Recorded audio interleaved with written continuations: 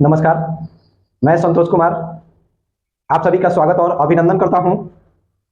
और मैं आज आप लोगों के लिए एक और एससीएफ का वीडियो लेकर के आ गया हूं। और इस एससीएफ के वीडियो के माध्यम से हम लोग एक बार फिर से एक और एससीएफ निकालने के लिए सीखेंगे। और फिर आपको एक वीडियो एक प्रश्न सिखाएंगे और उस पर हम HW भी देंगे आपको, ताकि आप रिवीजन कर सके, आप बना सके। और बनाने के बाद आप कमेंट कीजिएगा कि मेरा किस नंबर का एससीएफ का कितना आ रहा है, मतलब कौन से क्वेश्चन है और उसका एससीएफ निकालने के बाद कितना आ रहा है। तो हम देखेंगे और देखने के बाद अगर आपका एससीएफ सही होगा तो कमेंट में बताएंगे कि हाँ आपका सही है।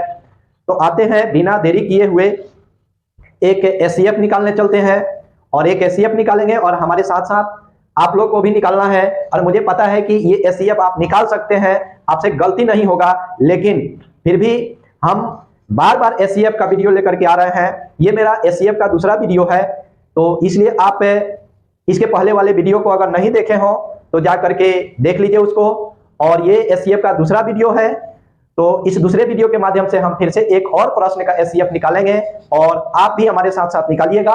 और मुझे भरोसा है कि आप हमारे साथ इसका आंसर निकाल लेंगे। मुझे पता है आपने एससीएफ बना लिया होगा, जितना देर हम आपसे बात कर रहे हैं उतना देर में आप एससीएफ बना लिए होंगे और आप आंसर भी मंगा दिए होंगे। तो आइए बिना देरी किए हुए एससीएफ निकालते हैं। और वो भी आपको देखना है कि कौन सा मेथड है, कौन सी विधि है। तो कौन सा विधि लिखा है? यूक्लिड विभाजन एल्गोरिथम का प्रयोग करके। ठीक है, परीक्षा में आपसे पूछा जाएगा कि यूक्लिड विभाजन एल्गोरिथम का प्रयोग करके एससीएफ ज्ञात कीजिए। ठीक है, तो आइए देखते हैं कि एससीएफ कैसे निकलता है। आते हैं हम सबसे पहले, देखिए यहां है पहले आप सॉल्व लिखिएगा या हल लिखिएगा, इसके बाद 196 है और फिर 3822 है, 3822 है। ठीक है, 3822 है। इस प्रश्न को एक बार देख लेते हैं, गलत तो नहीं है। ठीक है,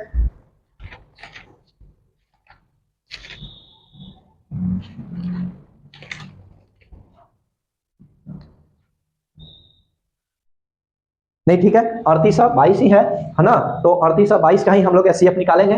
तो आइए हम इसको कटाते हैं। क्या आपको पता है कि यूक्लिड विभाजन एल्गोरिथम का फॉर्मूला क्या होता है? तो हमने इसके पहले वाले जो एससीएफ का वीडियो आप लोगों के पास भेजे हैं उसमें बेहतरीन ढंग से बताया है कि यूक्लिड विभाजन एल्गोरिथम का जो फॉर्मूला होता है वो क्या होता है। लेकिन आइए एक बार फिर से हम लिखते हैं। यूक्लिड विभाजन एल्गोरिथम का जो फॉर्मूला होता है आपको पहले से याद होगा, a बराबर बी क्यू प्लस आर। ठीक है, a बराबर बी क्यू प्लस आर। और यहां से आपसे एक और प्रश्न पूछा जाता है ऑब्जेक्टिव में, 0 12 है, 0 12 या बराबर, यानी 0 से 12 या बराबर आर है और आर से 12 क्या है? बी है। ठीक है, तो आप इस फॉर्मूला को याद रखिएगा कि यूक्लिड विभाजन का फॉर्मूला क्या होता है। तो यूक्लिड विभाजन का जो फॉर्मूला होता है a बराबर बी क्यू प्लस आर होता है। और एक और इसका शर्त होता है 0 से 12 या बराबर आर है और आर से 12 बी है। एक और प्रश्न यहां से ऑब्जेक्टिव में आता है, ऑब्जेक्टिव में, ये तो आपके सब्जेक्टिव में आएगा, लेकिन ऑब्जेक्टिव में जो प्रश्न आता है वो हम आपको बता रहे हैं। एक और प्रश्न आता है कि यूक्लिड विभाजन एल्गोरिथम के प्रयोग करके निम्न में से क्या निकाला जाता है। तो आपको पता होना चाहिए कि यूक्लिड विभाजन प्रमेयिका का प्रयोग करके क्या निकालते हैं। तो ओनली फॉर एचसीएफ निकाला जाता है। ठीक है, तो हम लोग यूक्लिड विभाजन प्रमेयिका या एल्गोरिथम का प्रयोग करके क्या निकाल सकते हैं? सिर्फ तो हम लोग एचसीएफ निकाल सकते हैं। ठीक है, तो आइए हम बिना देरी किए हुए 196 और 3822 कैल्शियम निकालने की कोशिश करते हैं। तो देखिए 196 है। ठीक है, और 196 को आप सीधा सीधी ए मान लीजिए। क्या मान लीजिए?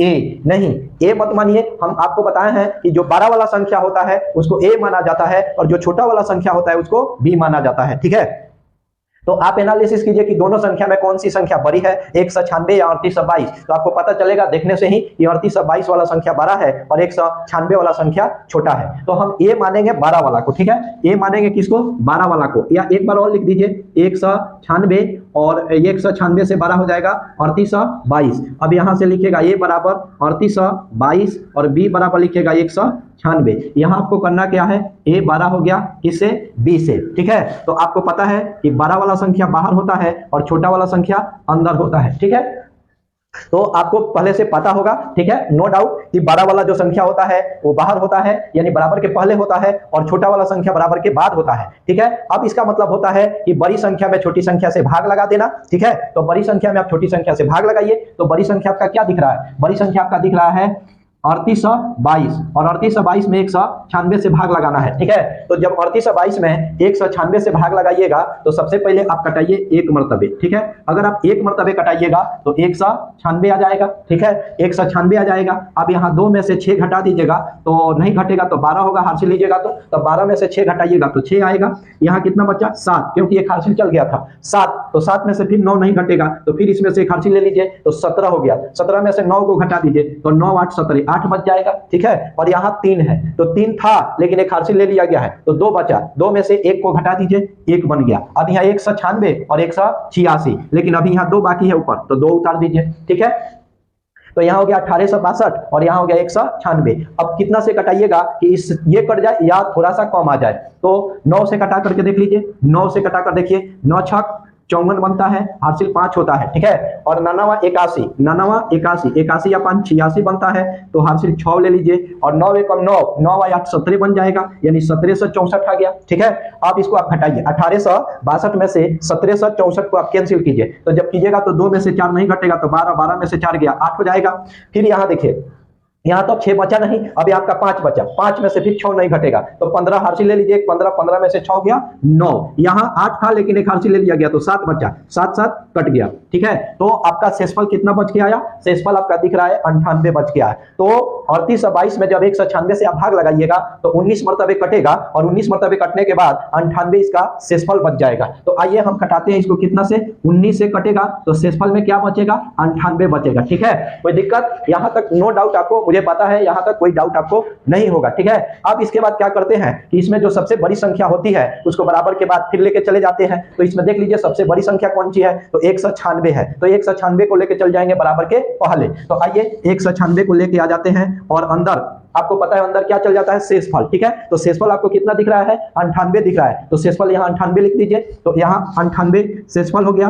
अब देखिए, अब आपको 196 में 98 से भाग देना है। ठीक है, कितना 196 में 98 से भाग देना है, तो 196 में 98 से भाग दे दीजिए। ठीक है, और कटा के देखिए तो 2 मरतबे कटेगा क्या, 2 से कटाइए तो 8 दूना के 16 हार्सिल 1 और 9 दूना के 18 1 19 कट गया पूरा पूरा, तो क्या बचा शेषफल 0 बच गया। ठीक है, क्या बचा 0, तो कितना मरतबे कटा 2 मरतबे आप कटाए तो शेषफल कितना आ गया 0। और आप एससीएफ में पहले से जानते हैं कि जब शेषफल 0 आ जाए तो उसके बाद हम नहीं कटाते हैं। ठीक है, तो अब देखिए शेषफल क्या बच गया 0, तो जब शेषफल 0 बच गया तो इसके बाद कटाएंगे 9। अब इसके बाद कुछ नहीं करेंगे, डायरेक्ट जो यहाँ आता है ना किसके स्थान पर, किसके स्थान पर, बी के स्थान पर, तो जो बी के स्थान पर आता है वही एससीएफ हो जाता है। तो हमारा एससीएफ कितना निकल करके आया, एससीएफ हमारा निकल करके आया 98। ठीक है, यही आपका हो गया क्या आंसर। तो जब हमने 196 और 3822 का बनाया तो आप इसी के आधार पे, इसी मेथड से, ठीक है, कितना प्रश्न बनाना है आपको 4 प्रश्न आप रिवीजन कीजिए और रिवीजन करने के बाद आप कमेंट कीजिए।